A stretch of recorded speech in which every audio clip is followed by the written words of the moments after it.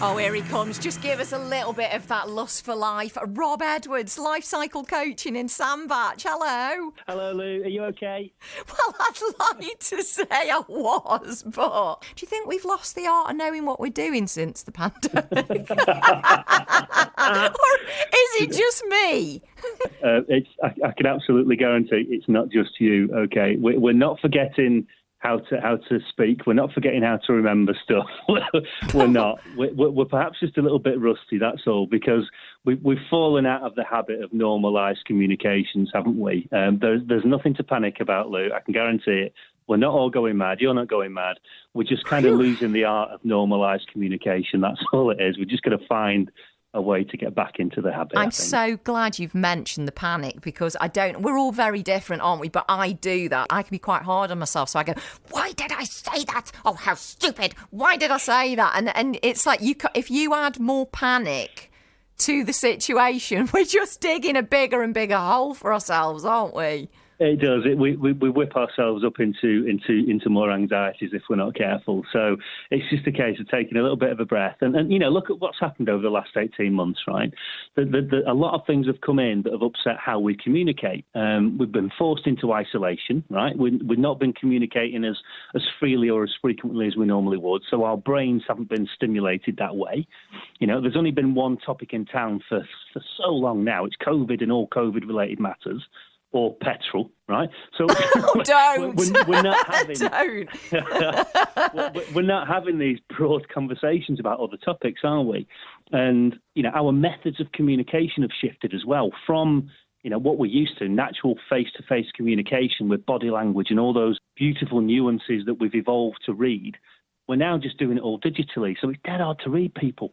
Yeah, and I think that's why you can feel quite self-conscious as well. Even in a shop, if you're not feeling quite right, or you haven't done it for ages, you're thinking, am I making sense? What am I saying? Am I talking rubbish? And then that makes it 10 times worse, analysing yourself. It does. We become very self-analytical. We end up talking over people because we're trying to get our point across, because it's the first time we spoke to someone in ages. And so we've become almost kind of robotic or linear about the way that, we talk. We've lost the natural capability to flow, haven't we? We're just out of practice, that's all it is. How can we get better? You usually have some great top tips up your sleeve. I've no idea on this one. No, I'll give you 5 things, right? 5 little things we can. 5 things that we can do if we think we're losing the art of conversational communication. Right, number 1, dead quickly, create the environment for conversation.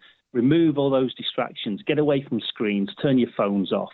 Go and walk and talk and have some topics ready in advance that aren't to do with COVID or petrol. Right, exactly. Secondly, we don't do this enough. Show an interest in that other person, because we love to tell people how we're feeling, don't we? But try asking rather than telling. Don't assume that you know how someone's thinking or feeling about something. Ask them instead, because we say, don't we? Yeah, I know what you mean. But do you? Do you really know what they mean? Yeah, we probably don't. That's so interesting about, like you said, just asking somebody how they are.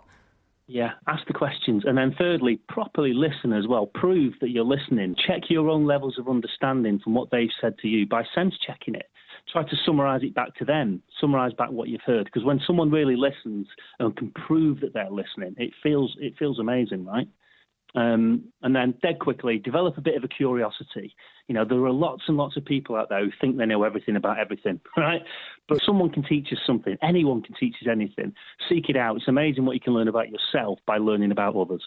And then lastly, this is perhaps the most important one. Just don't take life too seriously. We've had a really tough time. We know we have, but that's all we've been speaking about. There's still humour out there. There's still some wonderful things happening in the world. We don't have to be serious all the time. Lighten up a little bit. I love that. You saying that. Yeah, just don't take it all too seriously and be so hard on yourself. You're a wise man. How do we find you? Lifecyclecoaching.co.uk. That's the best place.